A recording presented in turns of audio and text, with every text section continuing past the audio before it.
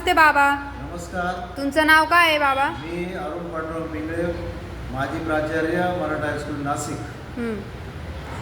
तुम्हा इथे येऊन किती दिवस झाले? इथे येऊन मला साधारणपणे 1 आठवडा झालेला आहे.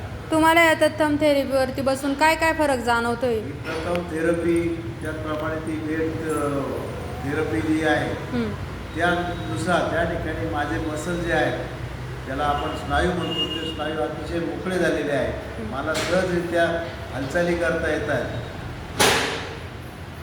हां. तुम्ही इथे यायच्या आधी दवाखाने केले असेल, त्यांनी काय फरक पडला का? अगोदर मी अनेक ऑर्थोपेडिक सर्जन वगैरे जे आहेत त्यांच्याकडे गेलो. त्याचप्रमाणे फिजिओथेरपी वेगवेगळ्या ठिकाणी घेतली. पण ॲलोपॅथीची जी औषधं असतात त्या औषधांनी त्या ठिकाणी साधारणपणे आजार जे आहे ते आजार बरे होण्याऐवजी बऱ्याच वेळेला त्या ठिकाणी त्याचे साईड इफेक्ट पण असतात आणि त्याच्यामुळे आपल्या शरीरावरती परिणाम होतो. याच्यामध्ये कोणत्याही प्रकारच्या औषधांचा वापर नसल्यामुळे आपल्या शरीराचं आरोग्य जे आहे ते चांगलं राहतं. थँक्यू बाबा.